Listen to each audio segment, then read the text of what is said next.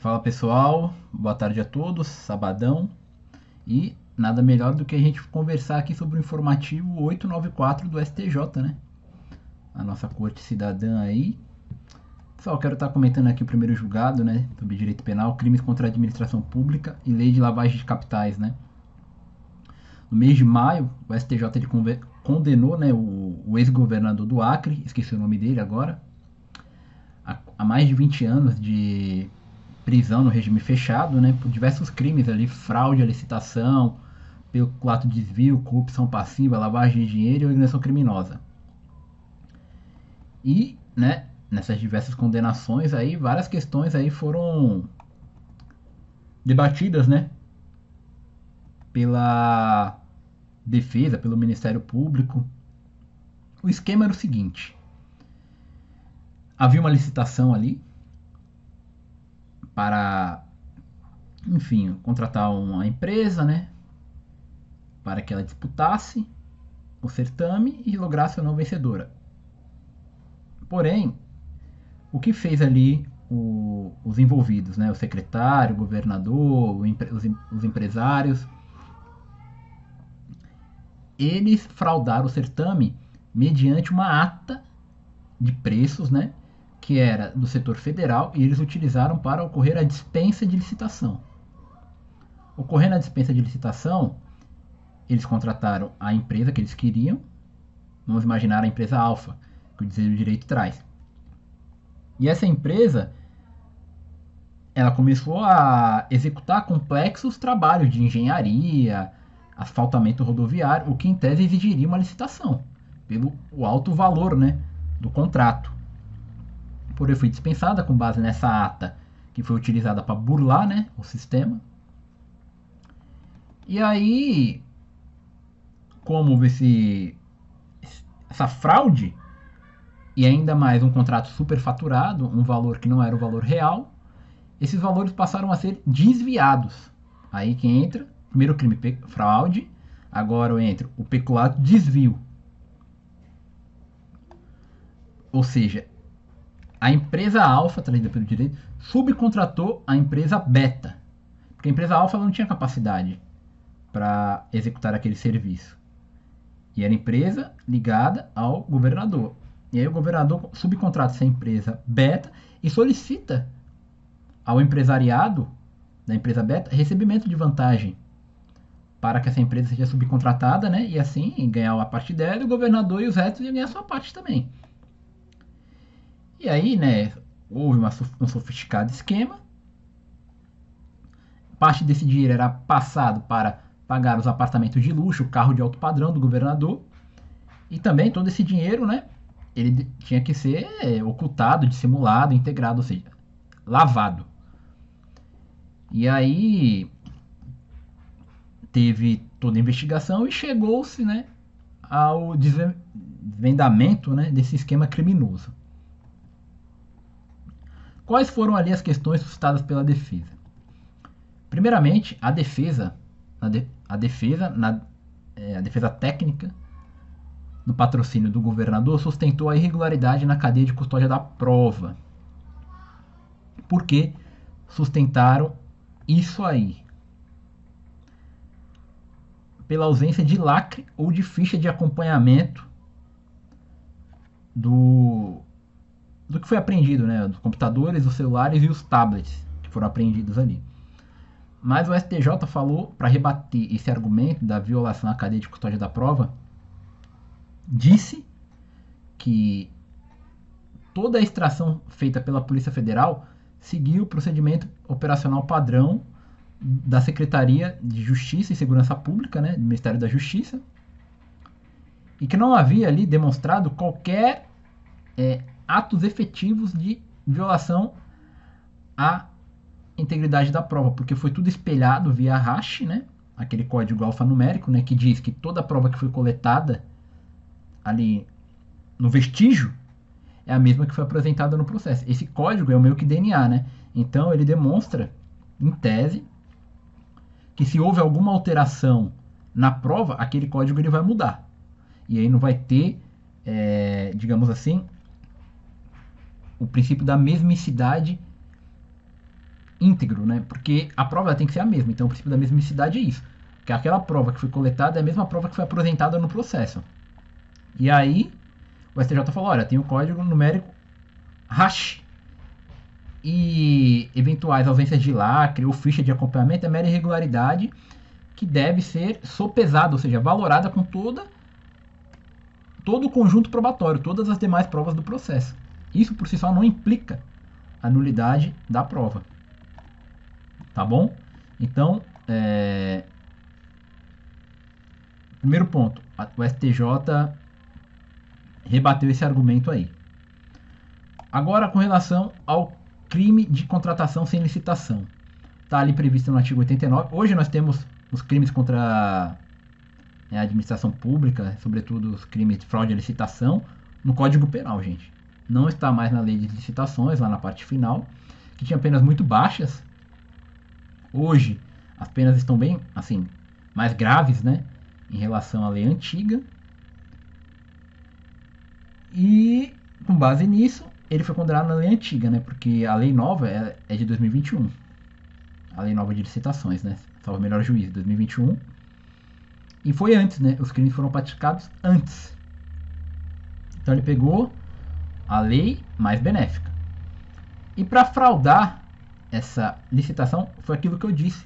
Ele aderiu a essa ata de preços, né? Essa ata que é para contratações mais simples, ele utilizou ela para burlar a licitação, para fazer a contratação sem a licitação, porque aí deveriam chamar mais empresas, né? E vai ter uma competição, entrega de documentos, lances, enfim.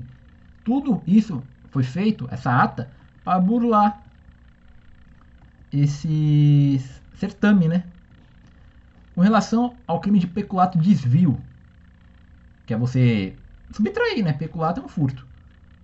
Embora ele não tivesse a ingerência do dinheiro, a posse física do dinheiro, o governador, ele deu todas as ordens para que aquilo acontecesse. Ele direcionava, ele teve uma ingerência muito grande sobre, né, o dinheiro. Enfim, embora não tivesse ali, digamos assim, a posse, mas ele tinha o domínio, né, intelectual ali de toda a ação criminosa. Outra questão que a defesa sustentou foi que as movimentações financeiras seriam simples desdobramentos dos crimes contra a administração pública. Ou seja, seriam meros exaurimentos, consução, absorção. Você movimentar dinheiro não é lavagem de dinheiro. É um mero exaurimento. Você pratica o tráfico para ter lucro e você gasta esse dinheiro do tráfico. Isso é lavagem? Gastar o dinheiro? Não. Dinheiro do tráfico, dinheiro da corrupção, do peculato, enfim. Peguei, coloquei no banco, movimentei. É lavagem? Não. Porém, o que aconteceu aqui? Quais foram os atos efetivos de dissimulação?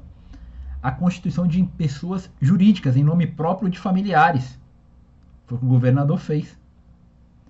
Então, ele utilizava empresas para estar ocultando a rastreabilidade do dinheiro. E aí sim, configurou o crime de lavagem. Como se pune quem pratica diversos atos de lavagem? O artigo 1º, parágrafo 4º ali da lei de lavagem de dinheiro, na redação dada, né? Uma redação que foi dada nova. A redação dada pela lei 14.468 de 2022 diz assim, ó: a pena será aumentada de 1/3 a 2/3 se os crimes definidos nessa lei forem cometidos de forma reiterada, por intermédio de organização criminosa ou por meio da utilização de ativo virtual. Portanto, como havia ali uma organização criminosa, e ele praticou vários atos de lavagem, o STJ aumentou a pena dele em 2/3, na fração máxima. Tá? Não aplicou aqui o artigo 71 do Código Penal, que trata da continuidade delitiva também. Por quê? Porque há a lei que rege isso de forma especial. Então aplicou aqui o princípio da especialidade. E aí aumentou nessa fração de 2/3. Apesar que também, se fosse no Código Penal, no artigo 71, a fração também seria aumentada nesse patamar. Elas por elas, né, daria na mesma coisa. Tá bom, pessoal? Outro ponto aqui que é importante. O STJ ele poderia decretar a perda imediata do cargo de governador? Sim. E esse capítulo foi decidido por unanimidade. Todos os ministros da Lei da Corte Especial decidiram que sim, porque o trânsito em julgado é com relação à pena privativa de liberdade. A perda do cargo público é uma consequência administrativa. Logo, cabe, o STJ falou, o artigo 92, ali, inciso 1, a linha A, para aquelas pessoas que tiverem, né, como efeito da condenação, uma pena superior ou igual a 1 ano, eles terão como efeito da condenação a perda da função pública, do mandato eletivo ou do cargo, né? E aí foi o que o STJ fez. Falou que isso é uma consequência administrativa da condenação que não se confunde com a pena privativa de liberdade. E aí decretou. E pontuando ainda, olha, para deputados e senadores, só a própria Casa Legislativa pode decretar a perda do mandato. Porque está previsto de forma expressa na Constituição Federal. No caso aqui, não há norma específica para governadores do estado. Então não há um princípio aqui da simetria, né? E aí decretou a perda sim do cargo de governador. Tá bom, pessoal? Outro ponto aqui. A coleta preliminar de dados em aparelhos eletrônicos apreendidos, né? Exige a participação de perito oficial? Não. O STJ já falou que não. Porque a intenção, a finalidade de um mandado de busca e apreensão não é o aparelho em si, o aparelho eletrônico, o celular. É o que ele armazena. Então, essa coleta preliminar dos dados pode ser feita ali pelo policial que está fazendo. Porque ele tem que verificar se aqueles dados realmente são o que a polícia está buscando. Em tese, é bom para a pessoa. De um ponto de vista assim, eu verifiquei que esse aparelho preliminarmente não tem nada, então pode ficar com o aparelho. Não vou levar. De um ponto de vista jurídico. Agora, do ponto de vista da má fé, será que ele não vai mexer no celular? É perigoso, né?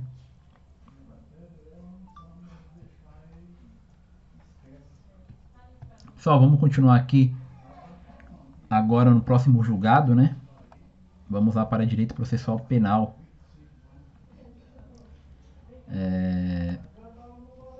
Direito processual penal, tema competência. Vamos imaginar a seguinte situação. Há um grupo criminoso que vende anabolizantes adulterados, com ausência de procedência, enfim. Clandestinamente ali, há um grupo que eles vendem essas drogas, né? Vamos imaginar, e é o exemplo trazido pelo Dizer o Direito, que tem Pedro, João, enfim, diversas pessoas. Pedro, ele foi processado pela Justiça Federal, porque ele trazia lá do Paraguai esses produtos, né? E ele fabricava na casa dele, era o Masterchef ali, era o cozinheiro. E lá ele produzia essas drogas. Foi condenado pela Justiça Federal no crime 273 lá, que trata, né, desse tipo de crime aí. Uma pena bem alta, tá, gente? Reclusão de 10 a 15 anos, tá? Eu vou fazer isso aí, cuidado. E aí, beleza. João, ele anunciava no Facebook a venda desse tipo de produto, ele fazia a comercialização ali, o comercial. João, ele foi processado na Justiça Estadual, não na Justiça Federal. E além disso, ele foi processado também por organização criminosa, porque havia diversos integrantes ali nessa quadrilha, né, que faziam isso aí. A defesa de João, verificando isso, alegou, olha, como é uma organização criminosa, e Pedro está respondendo também por organização criminosa, mas Pedro já respondeu na Justiça Federal lá, pelo crime que agora João está respondendo aqui na Justiça Estadual. Então, com base na continência, eu quero que esse processo seja remetido para a Justiça Federal, em razão da transnacionalidade do delito, por ser trazido de procedência estrangeira. Que nem eu disse, Pedro, ele ia lá no Paraguai e trazia os produtos e fabricava aqui, cozinhava. João, ele só anunciava. Então a STJ falou, não é o caso aqui de ocorrer a continência. Por quê? Há reunião dos processos, né? Porque as condutas dele, embora os produtos sejam de transnacionalidade, qual foi o caráter dele transnacional? Não há. Então, seria imprescindível demonstrar que João participou de alguma forma na introdução dos produtos no território nacional. Ele fez isso? Ele teve algum ato para trazer esses produtos para cá para o Brasil? Não ficou demonstrado na denúncia. E aí o STJ falou, olha, no habeas corpus que foi impetrado, até lá o STJ falou, no habeas corpus não cabe analisar isso. Por quê? Porque requer dilação probatória.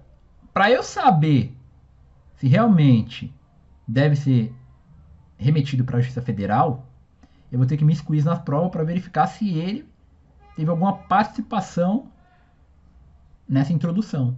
E para isso eu vou ter que fazer um exame aprofundado das provas, o que não cabe no habeas corpus.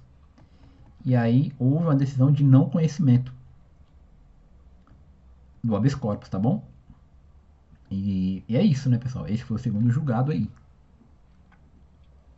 Continuando aqui, agora o próximo julgado é execução penal progressão de regime. O STJ decidiu que, vamos imaginar, eu fui condenado no roubo e no tráfico. No roubo, eu fui condenado na lei antes do pacote anticrime, de 2019, que a fração é de 1/6, para você progredir no roubo, antes de 2019. Porém, no tráfico, eu fui condenado após 2019, na lei nova. E aí a fração para progressão é de 40%. Vamos lá. Fui condenado nos dois. Unificou minhas penas. Nesse caso aí, como é que vai ser minha progressão? Vai ser tudo 1/6, 1/6 e 40%, tudo 40%. Então, o que o STJ decidiu? O STJ decidiu que é possível aplicar percentuais distintos de progressão de regime para cada condenação isoladamente, em uma mesma execução, observando-se a norma mais favorável ao executado. Então, antes de 2019, 1/6 era mais favorável. Então, com relação ao roubo, vai ser aplicado 1/6. E com relação ao tráfico, 40%. E não 60% do reincidente. Porque se você for reincidente, mas se você for um reincidente genérico, ou seja, roubo e tráfico, não tráfico e tráfico, você vai ter um percentual menor, de 40%. O Ministério Público falou, mas aqui a execução é uma só, então tem que se observar o princípio da unificação das penas. O STJ falou, sim, é uma execução só. Porém, os fatos que ensejaram essa execução são distintos. São crimes distintos, são fatos distintos, foram processos distintos, e a execução é uma forma de racionalizar o cumprimento. Embora seja uma só, tem que se observar o quê? A individualização da pena. Há de fato esse princípio da unificação.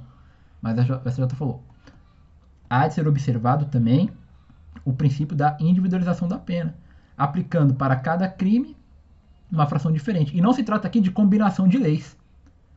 O STJ falou, por quê? Porque não criou uma nova lei aqui. Aplicou-se aquela norma que é mais favorável no contexto. Beleza, pessoal? A título de curiosidade, né?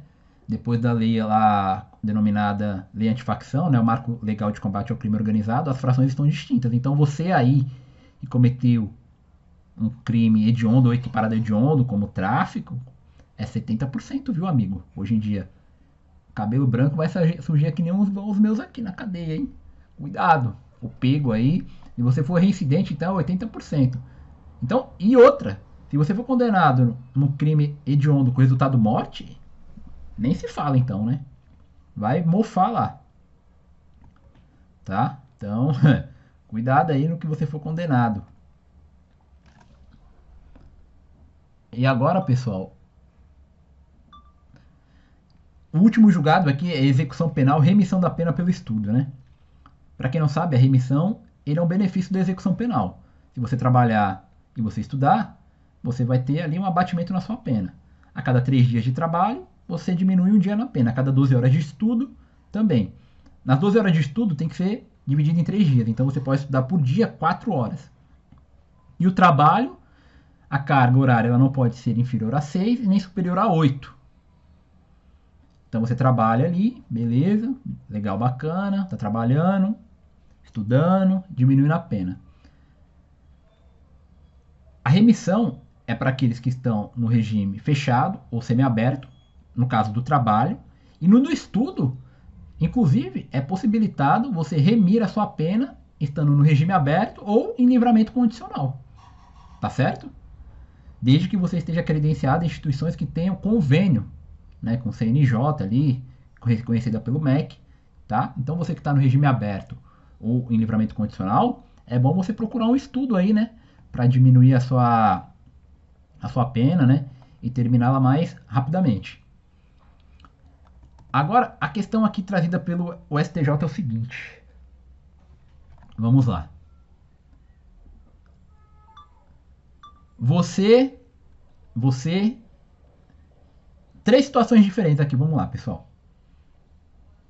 Você não foi preso ainda, você não foi cumprir a sua pena, mas você concluiu o ensino médio. Você concluiu o ensino médio. E agora você vai cumprir sua pena. Para remir por estudo, você pode fazer o ENSEJA, que é aquele exame nacional de competência, né, de jovens e adultos, que serve para concluir tanto o ensino fundamental quanto o médio. Mas você já tinha o ensino médio. Você pode fazer o ENSEJA para concluir novamente o ensino médio? Sim, você pode, o STJ falou. Mas não seria o mesmo título? Você já tem. Não seria o mesmo fato gerador? O STJ falou que não. Porque o ENSEJA, ele não só garante a conclusão do ensino médio, porém ele serve também como critério para graduações no ensino superior. Há resoluções do MEC nesse sentido. Então, você pode fazer o ENSEJA, embora já tenha o ensino médio, e conseguir ali as suas remissões, que no caso são 1.600 horas a carga horária. 1.600 dividido por 12, né, que é as horas de estudo, darão 177 dias. Então você consegue, pelo ENSEJA, 177 dias de remissão. Tá? Então, já tinha o ensino médio, faço o ENSEJA, beleza. Nem digo ensino fundamental, né? Fui preso, não tenho ensino fundamental, faço o ENSEJA, 177 dias, 177 dias. Faço o ENSEJA de novo, agora pelo ensino médio, você pode acumular, porque são dois fatos geradores distintos. Eu não tinha ensino fundamental e nem médio. Então eu fiz o fundamental, ENSEJA, agora eu fiz o ensino médio, ENSEJA. Então, ó, 177 mais 177 vai dar 344 dias, por aí, né? Vai, enfim, 350 dias, ó, você pode ganhar um ano praticamente. Tô fazendo ENSEJA de ensino fundamental e médio. E aí, agora eu vou fazer o Enem, também para o ensino superior. E o Enem, ele pode te garantir até 100 dias. Por quê? A carga horária é 1.200, 1.200 dividido por 12, então 100 dias você pode conseguir pelo Enem. E ainda você pode conseguir pelo Enem de forma proporcional. Temos 5 disciplinas no Enem. Você sendo aprovado, por exemplo, na redação, você já ganhou 20. Então, você atingindo lá os 500 pontos, você pode ganhar 20 dias. E aí, beleza. Então, você pode acumular, você pode já ter o ensino médio e fazer o ENSEJA. E, no caso, a situação que eu falei anterior, ensino fundamental mais médio mais Enem, você ainda pode ter uma fração acrescida de 1/3. Porque durante o cumprimento da pena, você foi lá e concluiu, né? O que você não pode é fazer o Enem 2 vezes. Ganhei o Enem, 100 dias, agora eu vou fazer o Enem de novo. Eu posso? Não, não vai ganhar. Tá? Então, pessoal, esse aí foi o julgado do STJ sobre remissão. O informativo de hoje foi esse. Tá? Espero que vocês tenham gostado, gente. Curtam, comentem, se inscrevam, compartilhem aqui o vídeo e tamo junto.